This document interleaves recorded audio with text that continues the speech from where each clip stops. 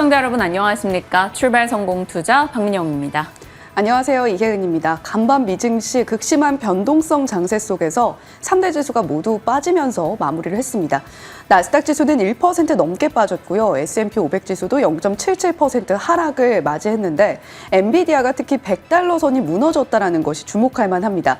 BOJ에서 나온 비둘기파적인 발언에 시장이 환호하는 듯 했으나 점차적으로 10년물 국채금리 부진과 함께 여러 가지 개별적인 종목들의 변동성에 영향을 받으면서 미증시 3대 지수 모두 내림세로 마무리했습니다. 극단적 변동을 겪고 나서 하나씩 조금의 우려가 완화되는 듯 했으나 아직까지 무엇 하나 해결된 것은 없다라는 것에 다시 한번 초점이 맞춰지고 있습니다. 이것을 오늘 국내장이 어떻게 받아들일 것인가 같이 고민해 보도록 하겠습니다. 어제 증시부터 함께 이야기 풀어가 보죠.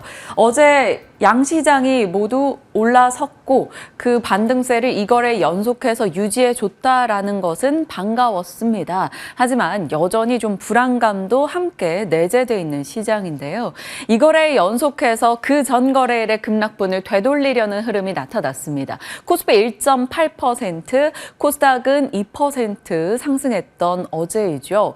부담 요소가 완화되면서 시장이 좀 힘을 냈는데 최근 우리 장이 혹은 글로벌 경기가 함께 안고 있던 부담 요소는 크게 이렇게 나눠볼 수 있습니다. 경기에 대한 우려, 그리고 엔화 강세가 구조적인 흐름을 띨 것이었고 그로 인한 엔캐리 청산 트레이드 이슈가 계속해서 부담이 됐죠. AI에 대한 확신이 조금 의심으로 번져나가는 과정도 있었고요. 중동 불안이 지정학적 리스크로 계속해서 자리 잡고 있었습니다. 이 중에서 1, 2, 3번이 조금 완화되는 듯한 느낌의 이슈가 어제 있었고요. 그러면서 시장이 힘을 낼 수 있었습니다. 일단 경기 측면에서는 미국의 3분기 GDP가 상향 조정됐다. 그래서 국채 금리가 빠르게 떨어지던 것이 조금 되돌림 현상이 나온 점, 경기 침체에 대한 우려를 일부 낮춰주기도 했습니다. 그리고 엔화 쪽 이슈는 일본에서 빠르게 새롭게 반성문을 제출한 느낌이었죠. BOJ 부총재가 시장 친화적인 언급을 했습니다. 당분간 통화 완화 기조를 확고히 유지할 필요가 있다라는 점, 금융시장 불안정한 상황이라 금리 인상을 하지 않을 것이다. 그런 언급을 꺼내 놓으면서 시장에 나름 안정감을 안겨줬죠. 그리고 단기적으로 엔캐리 트레이드 청산 일부는 좀 완화됐을 것으로 이미 완료됐을 것으로 시장이 받아들이기도 했습니다. 거기에다 엔비디아와 메타가 그전 거래일 뉴욕장에서 반등을 해주면서 AI 쪽에 대한 불안을 일부 진정시켰고요. 삼성전자, HBM3E 엔비디아 퀄 테스트 통과 이슈 계속해서 노이즈가 흘러나오고 있습니다. 매일 로이터든 어디든 통과했다라는 등의 보도가 쏟아지는데 아직까지는 확정된 내용이 전혀 없는 상황이죠. 다만 뉴스가 계속 나오고 있다라는 것에서 시장은 일부 기대를 갖고 있는 상황입니다. 그러다 보니까 이 세 가지 요소의 최악에서 한 발은 좀 나아진 듯한 흐름이 나왔고요. 어제 시장은 그로 인해서 반등 흐름을 이어갔습니다. 대표적으로 삼성전자가 어제 3% 이상 상승해줬고요. SK하이닉스 3% 상승인데 사실 하이닉스 같은 경우는 장중 3% 이상 빠지던 것을 되돌렸기 때문에 어제 하이닉스의 힘은 굉장히 강했다라고 볼 수 있겠습니다. 결국 삼성전자와 HBM 쪽이 어제 같이 회복했고요. 삼성전자 향 종목들의 강세도 조금 더 도드라졌습니다. 테크인 같은 경우는 또 개별적인 공시 이슈도 있었기 때문에 5% 올랐고요. 워트 17%, 오로스 테크놀로지도 5% 상승하면서 회복하는 흐름이 나타나기도 했습니다.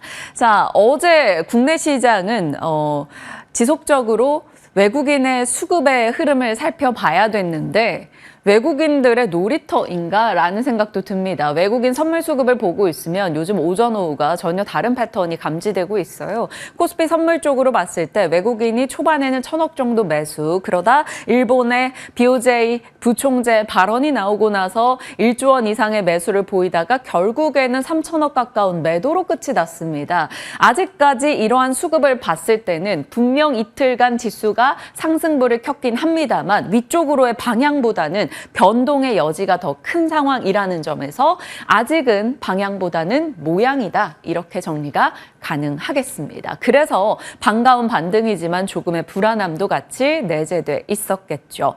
자, 8월 5일에 방송에 대한 고민이었죠. 지금이 매수할 자리인가 매도할 자리인가 아니면 아무 대응도 하지 않아야 하는 순간인가. 왜냐하면 시장에 관전해야 될 내용이 너무나 많았기 때문입니다. 미국의 매크로 데이터가 어떻게 진행되는가, 일본의 이슈, 대선 불확실성, 중동 불안, AI에 대한 의심, 외국인의 매도 클라이막스가 언제쯤 지나가는가, 그에 대한 여러 가지 변수들을 살펴봐야 됐기 때문에 뭔가 긍정하기도 부정하기도 낙관하기도 비관하기도 조금 애매했었습니다. 물론 월요일 정도의 급락이 나온다면 그것은 분명히 단기적으로라도 매수 기회가 분명했다라는 것을 이번을 통해서 우리는 또 확인을 받았었죠. 그때 같이 고민했던 내용입니다. 단기 낙폭과 대 1번은 코스피 코스닥 모두 합해서 반도체 쪽입니다. 그러니까 단기 반등을 노리던 아니면 장기 관점의 AI 내러티브가 여전히 견고하다라는 것에 베팅을 해서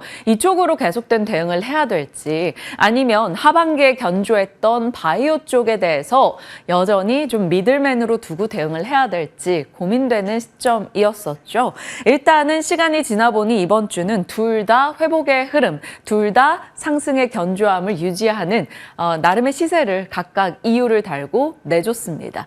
지금부터 중요한 것은 그렇다면 다음 주도 섹터는 어디가 될 것인가입니다. 상반기 주도주 중에 단기 낙폭이 과대했던 주, 반도체, 전력, 화장품에서 또 치고 나와줄지. 물론 어제 화장품 쪽은 아모레퍼시픽 실적 이슈로 인해서 급락 맞고 조금 일부 종목들은 심리가 많이 위축되기도 했습니다. 아니면 하반기에 견고했는데 이번에 급락 이후에 굉장히 빠른 속도로 회복을 보인 섹터, 그러니까 바이오, 조선, 방산, 의료, 기기 쪽 이 주도 섹터가 될 것인지, 아니면 낙폭 과대 섹터, 2차 전지, 소프트웨어, 엔터게임, 2차 전지 일부를 제외하고는 어제 이쪽에서도 다 같이 반등을 주기도 했습니다. 아니면 방어적 섹터, 해운앵커 말씀 주시고 나서 시장에서는 방어 섹터도 굉장히 좋은 흐름을 보여주고 있어요. 어제 실적 내놨던 이제 통신사들 중심으로 외국인의 매수가 꽤 강하게 유입되기도 했습니다.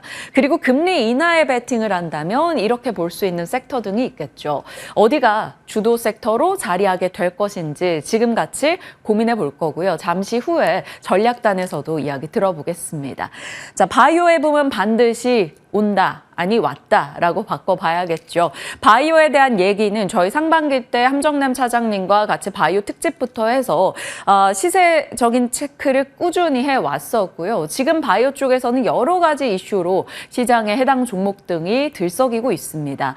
최근에 시세적으로 가장 강했던 것은 어찌 보면 코로나 쪽이 되겠죠. 엑세스바이오나 오상자일 어제 시세 한번 체크해 보시면 어마어마합니다. 그 밖에 진매트릭스 등의 종목들, 결국에는 코로나 확진자가 각국에서 빠르게 늘고 있다라는 WHO의 언급과 함께 파리올림픽에서도 많은 선수들이 코로나 확진을 받은 상황이고 그들이 모두 각국으로 돌아갔을 때 코로나가 더 번질 수 있다, 뭐 이런 얘기 등이 어제 흘러나왔었죠. 그러면서 코로나 관련주들의 시세가 요 며칠 이어지고 있습니다. 그리고 비만 당뇨 쪽의 종목들, 뭐 인벤티지랩, 블루엠텍, DXVX, 저희가 어제 살폈던 것은 DXVX고요. 인벤티지랩도 어제 3% 상승, 그리고 블루엠텍 역시나 강한 시세를 내기도 했고요. 그 밖에는 유전자 치료 쪽이나 메쉬 혹은 알츠하이머, 파킨슨, 플랫폼과 바이오텍에서 대표주자, 알테오젠, 리가캠 등이 있고요. 탈모 쪽 여러 가지 종목군들이 있는데 최근 들어서는 금리 인하라는 것이 기저에 깔려있기 때문에 하나의 약을 개발하는데 보통 한 1조, 많게는 2조 정도 들죠. 많은 자금이 필요하다라는 겁니다. 그래서 금리 인하는 제약바이오 섹터에는 자금의 조달을 더 쉽게 만들어주기 때문에 당연히 큰 호재인 거고요. 이것을 근간에 두고 여러 가지 뉴스와 함께 다양한 테마가 요동을 치는 가운데 바이오시밀러가 하반기 들어서 대장의 면모를 뽐내주고 있습니다. 어제 셀트리온, 삼성바이오로직스가 시원하게 상승을 기록했고 셀트의 실적에 반응하며 셀트리온 제약도 강세 흐름을 같이 냈죠. 삼바 같은 경우는 신고가 흐름을 기록했습니다. 7월 2일이었죠. 영광님의 영광의 시절은 언제였습니까? 라는 타이틀로 브리핑을 했었고 이후에 삼바의 실적을 보고 삼바 댄스의 시작에 대한 얘기도 7월 25일경에 나눠봤었는데 시밀러 쪽이 확실히 시장 대비 강합니다. 잠시 후 이 바이오 시밀러에 대한 얘기 그리고 비만 당뇨가 하나의 테마로서 관심을 받아왔었는데 노보노디스크의 실적에 따라 어떻게 영향을 받을지에 대한 고민 같이 해보도록 하겠습니다. 예고편이니까요. 잠시 기다려 주시길 바랍니다. 바이오에 대한 내용이었고요. 저희가 이제 7월경에 삼수겸장이라는 표현으로 브리핑을 좀 했었었는데 시장에서는 과거 대비 따지는 게 많아졌다라는 거였죠. 실적만 잘 나와선 안 되고 실적과 그것에 대한 피크아웃 우려를 지워줄 앞으로 추가적인 수주 모멘텀 그리고 탄탄한 내러티브, 스토리가 붙어야지만 시장은 굉장히 강하다라는 거였습니다. 상반기에서 그것을 만족시켰던 것이 바로 알테오젠, 전력, 화장품, 푸드 등이었고 또 다른 삼수겸장의 후보로 저희가 조선, 방산 그리고 미용기기를 살폈던 바가 있었습니다. 그런데 어제장에서는 방산도 물론 괜찮았고 조선도 올랐지만 미용기기가 상승 탄력이 굉장히 좋았었죠. 라메디텍이 19%, 클래시스, 휴메틱스 혹은 대웅제약, 메디톡스, 비올, 이루다, 하이로닉 등등의 종목들이 굉장히 강한 시세를 내기도 했습니다. 클래시스 같은 경우도 어제 12%. 아마 이번 주 오늘인가 내일인가 이제 클래시스 실적도 앞두고 있는 상황이기 때문에 좀 더 살펴볼 여지는 있을 것 같습니다. 자, 미용기기 얘기 더 해볼까요? 어제 미용 의료기기 쪽에서 딱 두 종목을 꼽아봐라 라고 한다면 파마리서치와 휴재를 많이들 꼽으실 것 같습니다. 자, 파마리서치 2분기 역대 최고 매출을 기록했고요. 영업이익 당기순이 모두 컨센을 상회했습니다. 15% 상승이었고요. 휴젤도 분기 사상 최대 실적을 냈고요. 보틀렉스, 그러니까 보틀리는 톡신의 이름이죠. 휴젤 것에. 보틀렉스 아시아, 태평양, 유럽권에서 판매가 늘었고 하반기에는 이 보틀렉스의 수출명입니다. 레티보 북미 시장 안착에 대한 기대도 같이 안고 있습니다. 그래서 양 종목이 모두 10% 이상 올랐는데 단순히 이 10% 이상의 급등의 의미 있었다라기보다는 실적이 나오고 나서 분명히 차익 실현 욕구가 강하게 반영되기도 했었습니다. 순식간에 상승폭을 다 토해내는 흐름이 있었는데 이것을 회복하면서 올랐다라는 것에서 더 의미를 둬야 되지 않을까 싶습니다. 휴젤도 마찬가지입니다. 실적 발표한 2시대 후반에 나왔어요. 오르긴 했으나 이내 차익 실현의 물량이 분명 쏟아졌는데 그것을 그래도 잘 마무리 지으면서 상승세를 유지했다. 결국에는 기대 그 이상의 힘을 보여줬다라는 것에서 이들 두 종목에 대한 시장의 기대가 그리고 그 섹터로 기대가 번져나가는 흐름이 나타나기도 했습니다. 파마리서치와 휴젤 같은 경우는 올해 각각 50에서 70% 정도 올라와 있는 상황이고요. 다른 종목들은 어떻게 바라봐야 될지 이에 대해서 미용기기, 보톡스로 나눠서 전략을 챙겨보겠습니다. 잠시 후 질문을 나눌 거고요. 보톡스 쪽에서는 우리 오랜만에 살펴보는 것 같아요. 사실 수출입 데이터를 보면 월간 기준으로 보톡스는 언제나 수출이 좀 괜찮은 쪽에 속했었습니다. 하지만 여러 가지 균주 논란이 있었기 때문에 굳이 좀 잘 들여다보지 않고 밀어놨기도 했었는데 휴젤의 실적으로 관심을 받는 계기가 하나 생겨나게 된 것이죠. 어떨지 좀 지켜봐야겠습니다. 아메리칸 드림을 보톡스 쪽에서도 꿈꾸고 있는 상황이고요. 이미 미국에서 대웅제약은 판매하고 있고요. 휴젤 같은 경우는 2월에 FDA 승인을 받은 상황이고 메디톡스는 올해 허가를 재신청할 예정입니다. 그런 것들이 반영돼서일까요? 일단 메디톡스는 27% 올해 하락한 상황이고요. 대웅제약이나 휴젤은 올랐으나 휴젤이 조금 더 압도적으로 진행되고 있습니다. 관심을 둬도 괜찮은지 이야기 나눠보죠.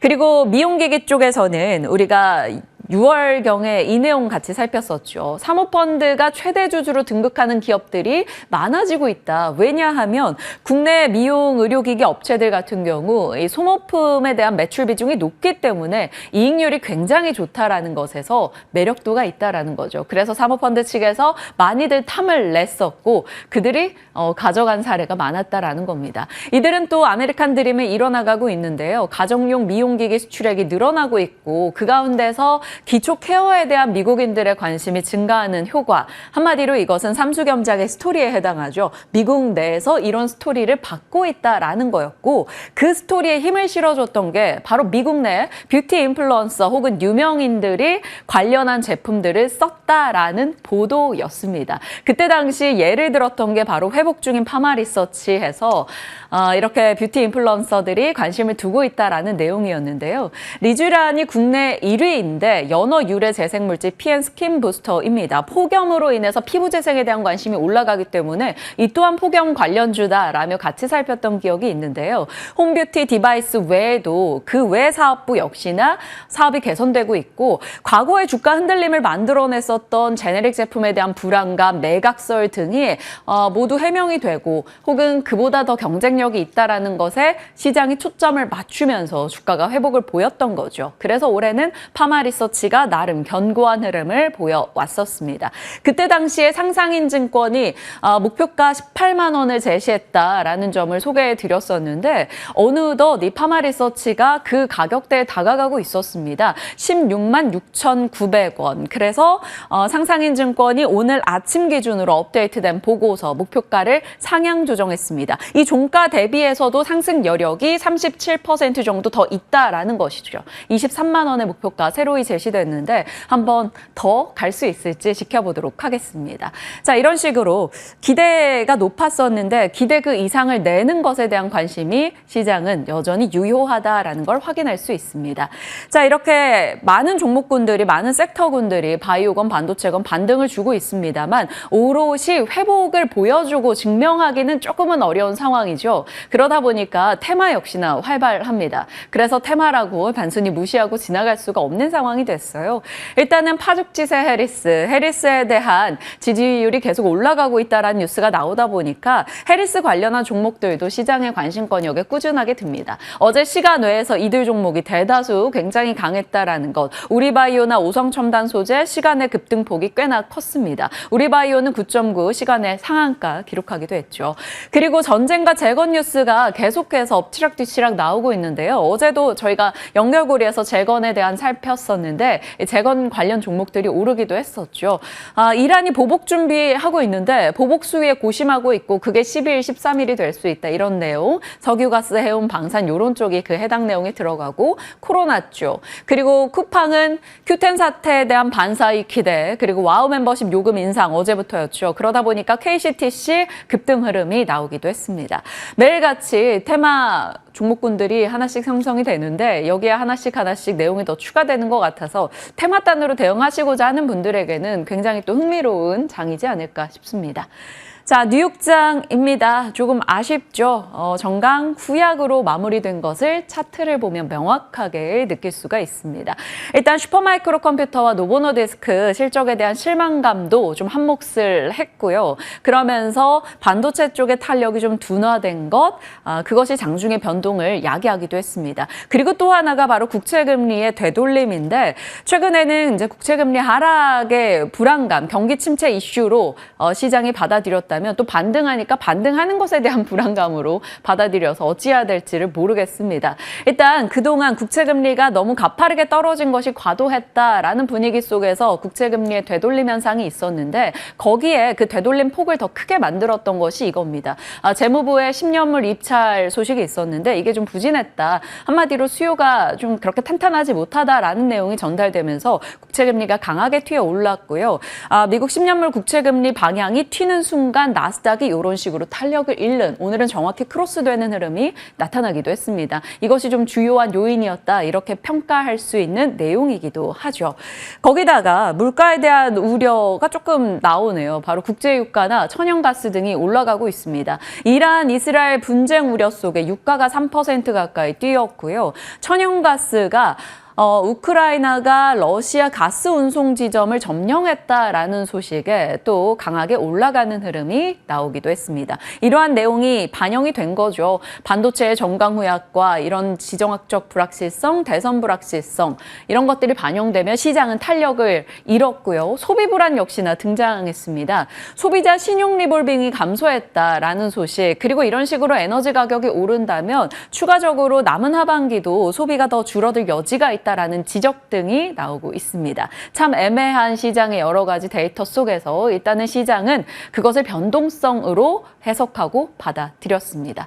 종목으로 보실까요? 슈퍼마이크로 컴퓨터는 어닝 미스였죠. 그리고 어제 말씀드린 대로 마진율이 떨어진 것에 시장은 초점을 맞췄습니다. 장밋빛 가이던스도 그래서 힘을 발하지 못했고요. 뱅크 오브 아메리카에서 슈퍼마이크로 컴퓨터에 대한 투자 의견을 하향 조정했고 20% 급락하는 흐름이 나타났습니다.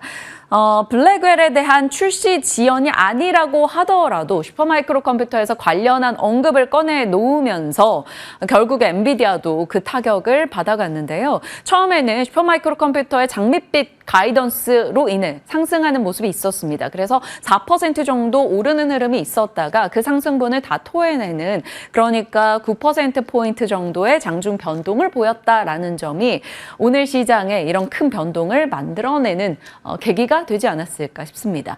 그리고 경기 측면의 뉴스인데요. 에어비앤비와 디즈니가 여행 수요가 줄어들 수 있다는 것을 시사했습니다. 에어비앤비 실적에서 여행 수요 둔화에 대한 내용이 반영이 되며 13% 급락했고요. 디즈니 같은 경우 실적을 내놨는데 사실 OTT 부분은 좋았으나 테마파크 부분의 실적이 부진했다라고 합니다. 그러면 여행에 대한 지출, 여행에 대한 수요가 떨어지는 게 아니냐라는 불안을 야기했고요. 디즈니도 4% 정도 하락하는 모습 나타났습니다.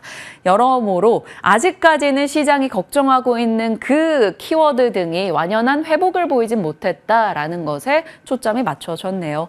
일단 슈퍼마이크로 컴퓨터 이슈로 인해 반도체 종목이 밀려났고요. 앞서 말씀드린 대로 여행 수요 부진 이슈로 여행 관련한 종목들 하락 흐름 나타냈습니다. 비만 치료제 경쟁 심화에 대한 얘기가 있죠. FDA 측에서 비만 치료제 쇼티지 품목에서 많이 제외했다, 뭐 이런 뉴스 등도 나오는 걸로 봐서는 많이 오른 종목에 대한 이제 하락의 요소들, 부담의 요소들을 시장이 좀 찾고 있는 것 같습니다. 노보노릴리, 암젠, 바이킹 테라퓨틱스 모두 다 밀려났고요. 전기차 안전에 대한 얘기가 국내뿐 아니라 미국에서도 일부 제기가 되네요. 테슬라 사이버트럭 충돌 화재 이슈, 이런 내용으로 인해서 테슬라, 리비안, 루시드, 니오 등이 같이 좀 심리 위축을 보이기도 했습니다. 거기다가요, 요즘에 이분이 자주 거론이 되네요. 워렌 버핏이 미국 초단기 국채 보유량 연준보다 많이 갖고 있다라는데, 과거에 워렌 버핏의 발언 중에 위기가 오면 초단기 국채를 살 것이다. 그러니 시장은 그러면 위기인가? 이것을 좀 해석을 한 것 같습니다. 여러 내용으로 인해서 아직까지 크게 달라진 것은 없다라는 측면, 뉴욕장 하락을 우리는 살폈습니다. 자, 불안을 자극하는 에너지라는 제목을 달아봤는데, 앞서 말씀드린 대로 유가가 올라갔다는 내용과 함께 가스의 상승, 미국과 유럽의 가스 가격이 오늘 5%씩 올랐고요. 월간 기준으로도 어느덧 20에서 30% 정도 올라서고 있습니다. 우크라이나가 러시아 국경 도시인 수자를 공격했고 이쪽에 운송 지점을 점령했다라고 하는데, 이 수자를 찾아보니 중서부 유럽 주요 가스 운송 통로입니다. 그래서 가스 가격이 일시적으로라도 튀어 올랐는데요. 가스 쪽이 주목받게 된다면, LNG 쪽이 반짝하지 않는다면 관련해서 주목받을 수 있는 종목군, 트레이딩 관점 혹은 그 이상의 재료로는 중장기 관점이 될 수 있는 내용들 정리해봤습니다. 자, 연결고리입니다. 전기차 공포가 좀 계속되고 있죠. 그러다 보니까 정부 부처에서도 일단 대책 마련에 나선다라는 소식이 있네요. 환경부, 국토부, 산자부, 소방청이 회의 계획을 12일에 잡고 있는 상황이고요. 전기차 화재가 지속되다 보니까 전기차 배터리 종합대책 마련을 목적으로 모인다라고 합니다. 과충전될 경우 화재가 날 가능성이 조금 더 많기 때문에 과충전 예방 장치를 내장한 충전기 필요성이 증가하고 있다. 뭐 이런 내용이 들어갈 것으로 보입니다. 일단 뭐 고민을 해봤어요. 관련해서 어떤 종목들이 트레이딩으로라도 혹은 거론이 될 수 있을까? 전기차 충전 시간이 되는데 영향을 줄만 하거나, 아니면 한중 NCS처럼 배터리 냉각 관련한 이슈가 있거나, 아니면 열관리 기술, 급속 충전 혹은 배터리의 잔량이나 이런 진단 기술 등을 갖고 있는 민테크 등 관련한 주로 엮어볼 수 있지 않을까. 이래서 일단 정리를 했으니까요. 살펴보시고요. 파라텍 같은 경우는 배터리 화재 진압 기술력 부분에서 굉장히 각광을 나타내기도 합니다. 자, 오늘 대응이 좀 어렵다라고 느끼는 하루인 게 옵션 만기일이기도 합니다. 그리고 신규 실업수당 청구 건수 주간으로 나오는 날이기도 하고요. 일라이릴리도 실적 앞두고 있죠. 카카오, LG, 펄어비스, 롯데쇼핑, 참 그동안 못난이 주식들의 실적 발표일인데 이것을 계기로 반전의 시나리오를 쓸 수 있는 기업이 등장할지 궁금해지기도 합니다. 같이 고민해 보도록 하겠고요. 어제 시장에 가장 눈에 띄었던 섹터는 뭐니 해도 바이오였습니다. 오늘은 그중에 일부 자세히 내용 잡아주신다고요. 네, 특히 바이오시밀러 관련 종목들이 시장에 주목을 받고 있습니다. 아무래도 돈을 벌 수 있는 바이오 기업들이 어떤 것들이 있는 것이냐, 이쪽으로 시선이 쏠리고 있는 듯한 분위기인데요. 자세히 함께 들여다보시죠. 자, 돈을 벌 수 있는 바이오, 이제 바이오를 해야 될까요? 과격한 변동 속에서 방향 찾기에 나서고 있는 요즘 시장이다라는 코멘트를 하나증권의 박재경 연구원이 내놓으면서 하반기에는 제약바이오에 긍정적인 투자 의견 제시한다라고 적고 있습니다. 단기 변동성보다 중장기 방향성에 집중을 해야 될 텐데 그 키는 크게 세 가지로 제시를 했습니다. 금리의 방향이 어디로 흘러갈 것이냐, 신약 개발 성과가 어떻게 나올 것이냐, 그리고 대형주의 실적 성장세 함께 주목을 해보자라는 열쇠 세 가지를 제시하고 있는데요. 아무래도 금리 인하기에 조금 더 각광을 받고 주목을 받는 제약바이오 섹터이기 때문에 금리의 방향성 굉장히 중요하다라고 제시를 하고 있는 겁니다. 지금 미국에서 갑자기 침체 내러티브가 급격하게 올라오면서 9월에 미국 FOMC에서 금리 인하를 단행할 것이다라는 이야기 강하게 흘러나오고 있죠. 긴급 금리 인하 이야기까지 나오고 있는 걸 봐서는 9월 전에 또는 9월에 미국에서 금리 인하를 단행을 하고 그보다 약간은 후행적으로 10월에 한국에서도 금리를 인하하지 않겠느냐라는 이야기하고 있습니다. 이러한 부분에 영향을 받아서 하반기에 제약바이오 섹터 조금 더 주목해 볼 만하다라는 포인트 짚어주고 있는 거고요. 신약 개발 성과도 속속 나오고 있습니다. 유한양행과 오스코텍의 폐암 치료제 렉나자가 8월 내에 FDA 승인 여부가 결정된다. 굉장히 또 바투 다가온 일정이죠. 이러한 이벤트 있는 종목들 주목해보자라는 의견이고요. 대형주 실적들 저희가 속속 받아들면서 깜짝깜짝 놀라고 있습니다. 말 그대로 서프라이즈가 찍히고 있기 때문인데 삼성 바이오로직스, 세이트리온 같은 기업들의 실적 발표 어떻게 나왔는지 잠시 후에 조금 더 자세하게 들여다보겠습니다. 자, 그렇다면 어떻게 좀 전략을 짜가야 될까요? 단기와 중장기 전략을 하나증권에서 제시를 하고 있습니다. 단기적으로는 낙폭이 크고 주가 상승의 기폭제가 분명한 이벤트들이 자리하고 있는 종목들을 봐야 된다라고 제시를 하고 있는데 앞서서 말씀드렸듯이 유한양행 렉나자 일정 함께 체크해 보시면 좋겠고요. 리가캠바이오도 임상, 일상, ADC 관련해서 이벤트 자리하고 있다는 부분 체크 포인트 삼아 보시면 좋겠습니다. 물론 우리가 주의해야 될 점도 있겠죠. 상당히 코스닥에 특히 상장된 제약바이오 기업들 중에 상위에 랭크된 기업들로 쏠림 현상이 극명하게 나타나고 있습니다. 이에 따라서 중장기 방향성을 함께 고려할 수밖에 없을 것이고 기술 이전의 경우에도 그 시점이 구체적으로 언제 나타날 것이냐, 제약바이오 기업들은 특히 기대감으로 움직이기 때문에 그 시점이 오가는 데에 따라서 주가의 변동폭이 굉장히 클 수 있다는 점 주의를 하셔야 되겠고요. 파이프라인의 가치는 실제로 협상 과정에서 어느 정도까지 인정을 받을 수 있을 것이냐, 이 부분도 구체적으로 들여다볼 필요가 있다라고 제시를 하고 있습니다. 자, 그렇다면 중장기적인 모멘텀을 지켜보면서 안정적으로 살펴볼 수 있는 바이오 기업들도 있겠죠. 삼성 바이오로직스, 세이트리온, HK 이노엔 같은 기업들을 제시를 하고 있습니다. 섹터 내에서 대형주 또는 저평가 제약사를 지켜보자라는 관점이고요. 삼성 바이오로직스와 세이트리온은 잠시 후에 실적 조금 더 자세히 들여다보겠다고 말씀을 드렸고 HK 이노엔의 경우에는 상당히 지금 K캡의 미 3상 발표도 대기를 하고 있고 여러 가지로 저평가 국면에 있다는 부분에 초점을 맞추고 있었던 하나증권이었습니다. 자, 더불어서 CDMO 저평가 제약주를 주목해보자라는 미래에셋증권의 김승민 연구원의 의견도 있었는데요. 역시 결국에는 CDMO는 삼성 바이오로직스와 연결을 지어볼 수 있겠고 저평가 제약주로서 제시하고 있는 종근당, 녹십자 같은 종목들도 함께 자리하고 있습니다. 대외적인 상승 요인과 주요 이벤트 그리고 탑픽까지 함께 제시를 했는데 대외적인 상승 요인은 글로벌 빅파마들이 호실적을 내놓고 있다는 점입니다. 삼성 바이오로직스, 세이트리온뿐만이 아니라 글로벌 파마들도 실적이 굉장히 또 좋게 나왔고요. 가이던스 역시도 함께 상향 조정하는 움직임을 보여줬습니다. 다만 우리 기업과 연관이 되어 있는 머크의 경우에는 가이던스 상향을 따로 하지 않았다는 점이 조금 아쉽기는 한데요. 거기에 더불어서 미국의 생물보안법이 발의되어 있다는 점도 국내 CDMO 관련해서 상승 탄력 얻어줄 수 있는 또 하나의 중요한 포인트가 되고 있습니다. 주요 이벤트 역시 미래에셋도 유한양행의 이 렉나자 레이저 티닙과 관련해서 주목을 하고 있고요. 리가켄바이오 역시도 동일하게 제시를 하고 있는데 플러스로 알테오젠도 주목하자라는 의견 함께 나타내고 있습니다. 알테오젠 관련해서도 잠시 후에 돈벌 바이오 기업으로 한번 더 자세하게 짚어보겠습니다.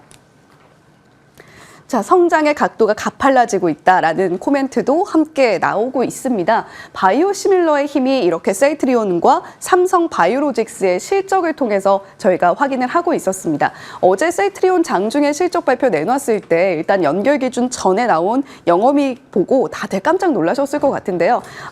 연결 기준으로 조정을 해서 매출이 전년 동기 대비 66.9% 성장세를 보여줬고요. 분기 기준으로는 18%의 성장세, 영업이익도 분기 기준으로 굉장히 놀라운 모습을 보여줬습니다.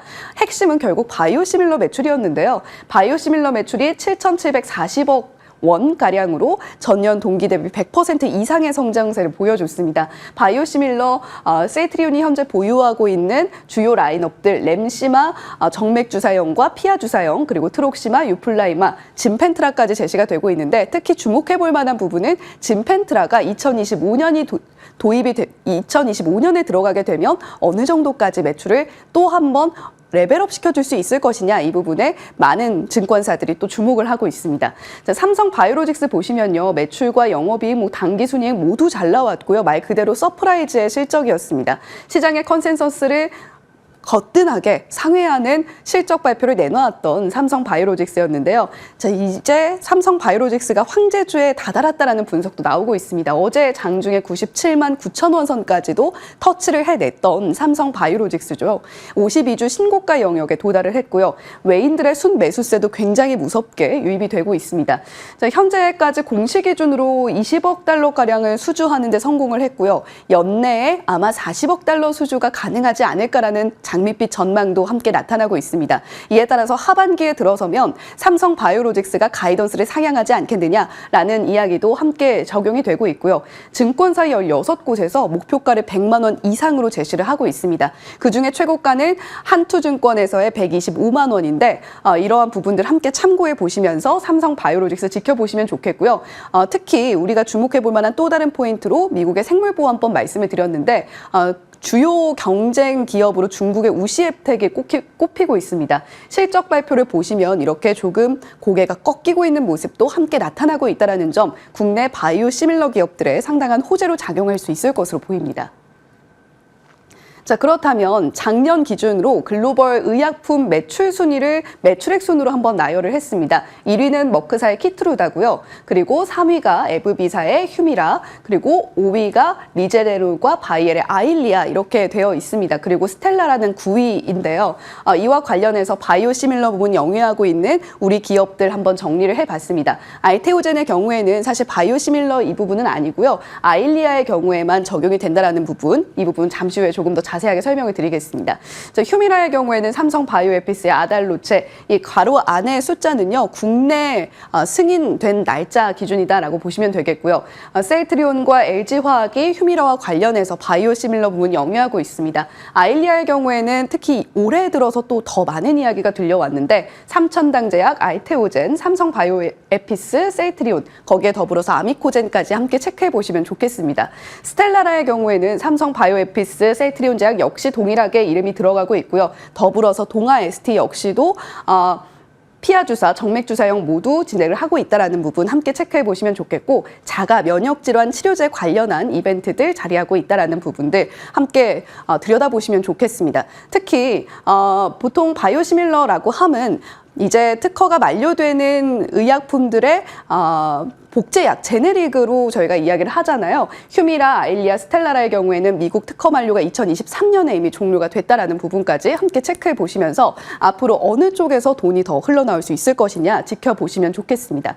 자, 그렇다면 바이오시밀러 외에 우리가 조금 더 시선을 확장을 해서 돈을 벌 수 있는 다른 포인트들 갖고 있는 기업 어떤 것이 있을까 들여다보니까요. 앞서서 글로벌 의약품 매출 1위를 작년에 기록했던 의약품이 바로 머크사의 키트루다라고 말씀을 드렸습니다. 자, 알테오젠의 주가 추이를 보시면 지난 급락장에서도 그래도 나름대로 견고한 흐름을 유지하고 있는데요. 알테오젠 여러 가지 이벤트들을 2022년 말부터 꾸준히 쌓아 올리면서 주가도 우상향 곡선을 그려왔습니다. 특히 올 들어서 강한 상승 탄력을 받고 있죠.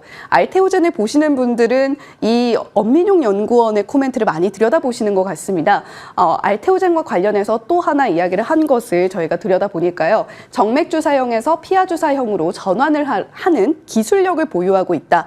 그 기술을 보유하고 있는 기업이 알테오젠과 할로자임사 이 두 곳인데 알테오젠이 머크사와 함께 기술 수출 계약을 비독점에서 독점으로 변경을 했고 또 머크사가 2027년에서 2028년 사이에 키트루다 매출의 50%를 정맥주 사형에서 피하주사 제형으로 전환할 계획이다라는 부분도 저희가 주목을 해볼 만합니다. 관련 매출이 아마 20조 원 정도 되지 않을까 싶은데 알테오젠의 경우에는 지금 현재 로열티가 비공개입니다. 할로자임이 5%가량을 받고 있다는 것을 감안을 한다고 한다면 연 1조 원의 가치를 인정받을 수 있다는 코멘트 함께 나오고 있습니다. 특히 9월 23일에 머크사의 키트루다 임상 3상 발표 일정 자리하고 있으니까요. 이 부분까지 꼭 체크를 해보시면 좋겠고요.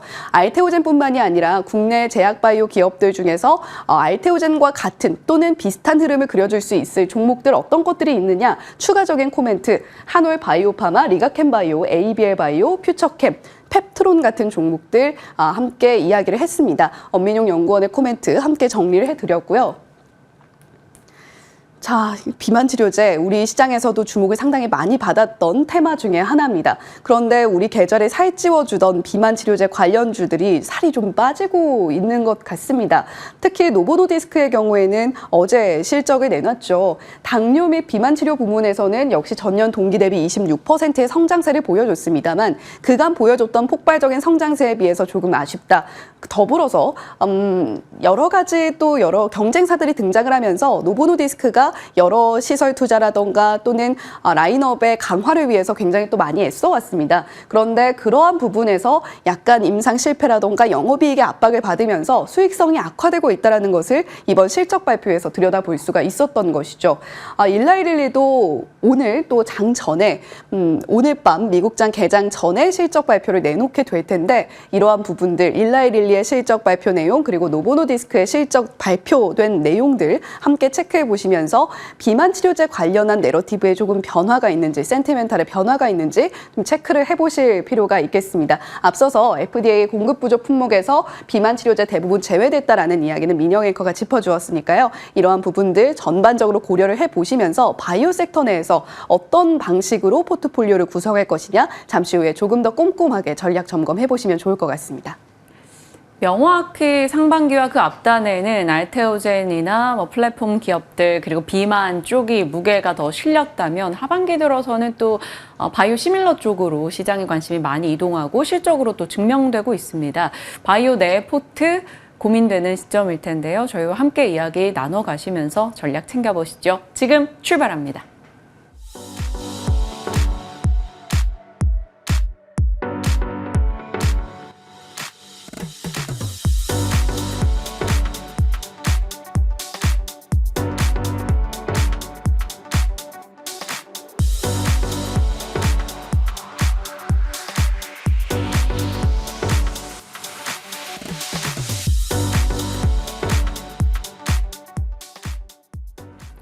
글로원 파트너스 이성홍 이사님, 웅이 삼촌과 함께 전략 챙기겠습니다. 어서 오세요. 네, 안녕하십니까. 네, 삼촌을 기다렸습니다. 네.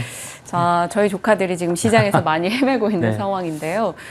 일단은 뉴욕장은 여러 가지 불안 요소가 극단에서 조금은 나아지는 모습이 있었음에도 불구하고 아직은 조금 시스템 매도에서 자유롭지 못한 현상을 나타내고 있는 상황이고요. 중동 불안, 대선 불확실성, AI에 대한 확신도 아직 돌아오진 않았고 그러다 보니 연속적인 힘은 못 내고 있는 것 같아요. 네. 시장 어떻게 평가하십니까? 매크로 시장임을 말씀을 드렸고 이 부분은 지속되고 있습니다. 다만 우리가 주요하게 시장에 영향을 미치는 가격 지표를 체크하고 갈 필요가 있는데 이 부분은 달러엔 환율, 그다음에 여기 더해져서 변동성 지표겠죠. 미국의 변동성 지표. 이게 미국 시장에 영향을 미치고 우리나라에서는 달러엔 환율이 조금 더 영향을 미치는 상황인데 두 지표 다 변동성은 줄어들었습니다. 근데 어제 미국 시장 같은 경우는 경제 지표 발표도 없었어요. 그렇다 보니까 시세의 연속성을 기대했는데 그게 아니라 차익 실현이 나오는 모습이었고 어떤 요인을 대입해서 이걸 어떤 점 때문에 조정이 나왔다 이렇게 해석을 하기보다 아직 여전히 남아있는 불확실성에 대한 부분 그 빌미로 인해서 좀 조정이 나온 것으로 보입니다. 아쉬워요. 시세의 연속성이 3일을 못 갔습니다. 네. 그렇다 보니까 우리는 불확실성이 상존하는 시장임을 말씀을 드릴 수가 있고요. 그 다음에 그러면 가장 중요한 건 대응입니다. 시장에 대한 대응이죠. 현금을 급하게 쓸 필요는 여전히 없습니다. 그 다음에 현금이 없고 주식 비중이 뭐 100%라고 하면은 여전히 리밸런싱에 대한 부분, 이 부분은 지속적인 대응이 가능하다라는 점을 열어두고요. 구체적으로 리밸런싱 같은 경우는 지금 시장 안에서 기존의 주도주들, 테크, 변압기, 전력기기라고 하죠. 네. 테크, 전력기기, 제약 바이오, 그다음에 거기 더해져서 음식료, 화장품 그 중에서 업종 대표주 같은 경우로 먼저 보고요. 최대한으로 보더라도 2등주 정도 그 정도로 보시고 나머지 테마주, 중소형주, 실적 관련해서 연속성이 없는 종목들 그런 종목들 같은 경우는 이제 매도를 해서 되도록이면 현금 40% 정도는 갖고 있는 게 좋고요. 나머지는 업종의 대표주 쪽 우선은 시가총액 상위주군들 이쪽으로 압축을 해놓는 대응이 낫다라는 말씀을 드립니다. 네. 업종 내 대표 주자로 압축되는 전략이 필요하다. 지금 많은 이들이 가장 궁금해하는 것은 사실 이것을 맞춰주세요라고 요청하는 건 너무 잘못된 질문인 건 압니다. 하지만 개인 투자자 입장에서는 또 이 질문을 던질 수밖에 없는 것 같아요. 차기 주도주 가능성 어디가 높다고 보시는지 그런 테크, 변압기, 상반기 주도 섹터일까요? 아니면 하반기 경고한 바이오, 조선, 방산, 뭐 의료기기 이런 쪽일지 아니면 금리 인하에 이제 베팅을 해서 장기 관점으로 2차 전지, 신재생, 뭐 게임 이런 성장주단, 인터넷 이런 쪽일지 어디에 더 가능성을 좀 더 높게 주십니까? 주도주의 결정 중에 조건이 하나가 글로벌 전체 정책입니다. 글로벌 정책과 우리 정책의 교집합이 나타날 때가 파워가 강한데 네. 변수는 미국의 11월 대선이고요. 네. 자, 트럼프 후보가 당선되면 주도주는 인프라입니다. 그러면서 시장 일각에서 계속 우려되어 오던 인플레이션이라든지 이런 부분을 제거할 수 있는 그만한 성장이 인프라 쪽에서 나올 거예요. 그렇다 보니까 대선이 트럼프 후보가 되면은 인프라 쪽 같은 경우가 주도주로 등극을 하게 네. 된다라는 시각이고요. 그렇지 않다라고 하면은 그때는 잘 모르겠습니다. 미리 우리가 어떤 업종이 떠오른다라고 결정을 해놓기보다 그때 이제 결정된 후보의 정책에 따라서 좀 방향을 정할 수가 있겠고 그런데 여기에서 우리가 공통적인 교집합 부분이에요. 공화당과 민주당의 교집합 같은 경우는 에너지 쪽과 관련해서 뭐 원전이라든지 네. 기타 신재생을 대체할 수 있는 기본 에너지 같은 경우는 방향성이 같거든요. 그렇다 보니까 에너지주 같은 경우를 좀 초점을 맞춰서 보려고 하고 테크는 완전한 뭐 주도주의 탈락은 아닙니다. 여기에서 AI가 지금 못 보여주는 수익을 거둘 수 있는 그런 킬러 콘텐츠라든지 그런 부분을 보여주면 테크가 무게는 예전보다 약하겠지만은 다시금 주도주로 등극할 수 있는 잠재를 가지고 있다라는 생각을 하고 시장을 바라보고 있습니다. 그만큼의 파워는 아니겠으나 그렇다고 완연히 주도 대열에서 빠지는 것 또한 아니다라는 점으로 테크에 대한 시선 저희가 좀 감안을 해봐야 될 것 같고요. 에너지라고 하시면 조금 애매해요. 원전과 원유, 가스 거기서 조금 더 나아가면 수소 연료전지 이런 쪽까지는 긍정으로 볼 수 있는 걸까요? 원전 같은 경우를 가장 긍정으로 보고요. 원전을? 거기 더해져서 근데 공화당 민주당에 따라서 화석연료 에너지인지 아니면은 신재생 쪽인지 이게 갈리기 때문에 좀 대선 후보를 결정하는 과정 안에서 변동성은 있을 수 있는데요. 결정이 되고 나서는 통틀어서 에너지 쪽 같은 경우로 초점을 맞춥니다. 왜냐하면 우리 기존 대비해서 뭐 데이터 센터, 전력에 대한 소모 이 부분 같은 경우는 톤이 좀 낮아질 수는 있지만 그 방향은 변한 게 없는 상황이고요. 그다음에 경기 침체 같은 경우가 오지 않는다라고 하면은 유가는 박스권을 유지한다라는 생각입니다.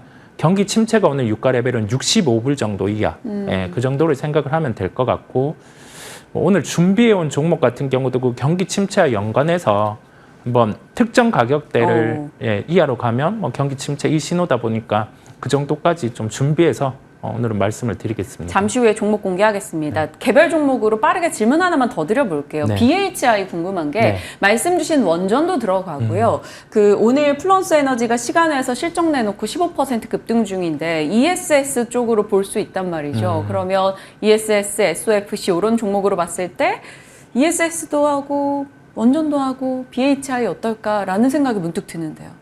충분히 괜찮아 보입니다. 왜냐하면 주가는 빠졌어요. 빠졌다는 부분이 시장 조정 요인으로 빠진 면이 있는데 거기 더해져서 뭐 복합 화력 발전, 뭐 원전 이런 수주 같은 경우를 배제하는 단계 수준까지 주가가 빠져 있어요.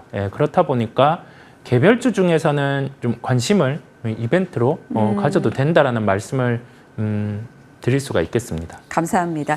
자, 이번에는 바이오로 넘어가겠습니다. 어제는 그냥 바이오장이었다라는 느낌이요. 셀트리온이 쌈바에 이어서 또 나름 좋은 실적을 내줬어요. 영업이익이야 뭐 개별 이슈가 좀 또 있었고요. 네. 합병 관련한 그 매출액 기준으로 참 좋은 내용이 전달되며 주가 급등이 있었습니다. 바이오 시밀러 지금 사도 됩니까? 둘 다? 조정 나올 때 본다라는 생각을 하고요. 우리가 잘 나온 실적을 확인을 했어요. 이 잘 나왔다는 게 단순히 실적 예상치 대비해서 수치가 잘 나왔다라고 하기보다 세부 실적을 볼 때 주목하실 부분이 매출 볼륨이 커졌는지 여부, 그다음에 각 제품에 대해서 침투하는 핵심 국가들이 있어요. 유럽, 북미. 그런데 유럽 같은 경우가 볼륨이 늘어난 걸 보여줬거든요. 그렇다 보니까 시장 참여자들은 그 두 가지를 봤습니다.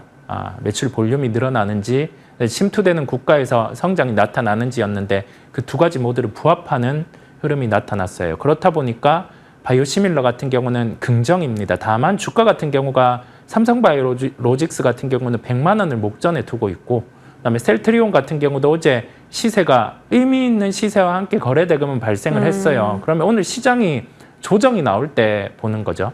뭐 이 기술적인 기준을 삼아서 가격을 계산해서 보든지 뭐 그런 식의 접근들.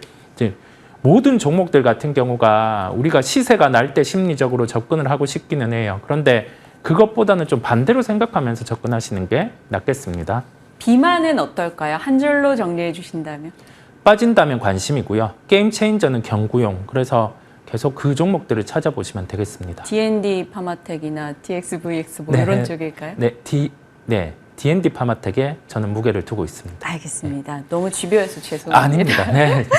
다음은 이제 미용기기와 보톡스로 갈게요. 보톡스 쪽에서 뭐 휴제리아 나름 경고했지만 어제는 메디톡스나 대웅제약도 같이 올라줘서 한번 다뤄보고 싶었고요. 휴제리 실적도 괜찮았기도 하고 미용기기는 이제 미용기기사들 실적 앞두고 있는 상황에서 파마리서치 등이 좋았기 때문에 의미 있는 종목 어떤 걸로 보십니까? 우리가 장비 매출이 발생하고 나서는 소모품 매출은 한 분기 정도의 시차를 두고 발생을 하고요. 그다음에 실적에 대한 연속성이 있는 기업들 먼저 볼 필요가 있습니다. 그게 순서대로 보면 우리 비올 같은 경우가 가장 앞단에 있고요. 그다음이 클래시스, 그다음에 실적을 확인해야 되는 종목은 원텍입니다. 그래서 원텍 같은 경우는 2분기 실적에 대한 확인이 필요하기도 하고 3분기까지도 확인해야 될 수도 있어요. 실적에 대한 불확실성이 존재하기 때문에 비올이라든지 클래시스 쪽에 무게를 두고 저는 관심을 가지시면 된다라는 말씀을 드립니다. 보톡스는요? 보톡스는 데이터들이 다 좋을 것으로 보여요. 네. 메디톡스는 변수가 있어서 조금은 관망 정도로 말씀을 드리지만 나머지 보톡스 사업을 하는 기업들, 뭐 대웅제약이라든지 이쪽 또한 실적이 좋다고 생각이 듭니다. 그렇다 보니까 보톡스 쪽 같은 경우는 데이터가 올라왔고요. 그 데이터 같은 경우에 질이라고 하죠. 그게 상당히 좋게 나왔습니다. 실적 발표를 통해서 보면요. 그래서 관심을 가지셔도 되겠습니다. 네, 감사합니다. 각 섹터 내에서 이제 1, 2위 종목들 놓고 앞단에서 이제 계속 주목하자라는 거였어요. 비올, 클래시스, 또 보톡스 관련한 종목들 앞에 2개 얘기해 주셨어요. 유망주였던 파마리서치와 좋은 상승률을 계속 이어가고 있습니다. 자, 이제 이사님의 오늘의 픽 종목은 앞서 예고해 주신 종목인데 어떤 건가 했더니 고려아연입니다. 지금 이 시점에 고려아연의 관전, 가장 중요한 건 뭘까요? 아까 처음에 리밸런싱이라는 말씀을 드렸어요. 그러면 리밸런싱 할 수 있을 만한 종목을 접근할 필요가 있다는 생각이었고요. 경기와 연관이 되는데 사이클 종목입니다. 그 다음에 우리가 종목을 볼 때 제가 선호하는 건 사이클 투자와 함께 밸류에이션의 역사적인 구간 안에서 하단에 위치를 하고 있는 종목을 선호를 해요. 네. 근데 고려아연 같은 경우는 4천억 원의 자사주 매입을 발표를 했습니다. 이게 전체 비율로 따져보면 3.9% 정도, 그 정도 차지하다 보니까 의미 있는 비중이고요. 거기 더해져서 실적에 대한 부분의 연속성, 그 부분도 충분히 발생 가능합니다. 우리 재련과 관련해서는 연초에 계약이 이루어져요. 크게 비철금속이라든지 그 가격의 연동 받기보다 메리트가 들어왔을 때는 매수에 대한 부분을 가능하다라는 말씀을 드리고요. 네. 고려아연 기준에 경기 침체 신호의 가격은 40만 원 이하입니다. 그래서 그 가격대 같은 경우도 함께 기억을 하시면 되고 45만 원 이하에서 고려아연을 매수하면 시간을 투자했을 때 실패할 확률이 5% 이하입니다. 그렇다 보니까 우리 45만 원 기준으로 생각을 하고 그 정도 이하 왔을 때는 다른 종목을 매도해서 이 종목을 매수를 꼭 한번 해보시면 되겠습니다. 승률 측면에서 45만 이하에서 매수했을 때는 승률이 굉장히 높다라는 측면 고려아연 얘기해 주셨고요. 40만 원은 또 침체에 대한 키워드를 놓고 봐야 되는 라인이어서 손절가로 40만 원을 주셨고요. 목표가 65만 원 잡아왔습니다. 지난 금요일에 저희에게 주셨던 종목 하이브가 좋은 상승을 이어갔는데 보유할까요? 변수가 좀 약간 있기는 한데 저는 그 변수로 인해서 조정이 나온다라고 하면 매수에 대한 부분, 추가 매수에 대한 부분을 열어두고요.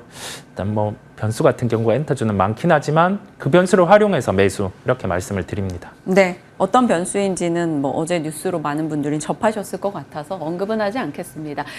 변수가 있어서 등장하는 조정이 있다면 매수 의견으로 정리하겠습니다. 시장 종목에 대한 이야기 오늘 웅이삼춘 이성웅 이사와 함께했습니다. 고맙습니다. 네, 감사합니다.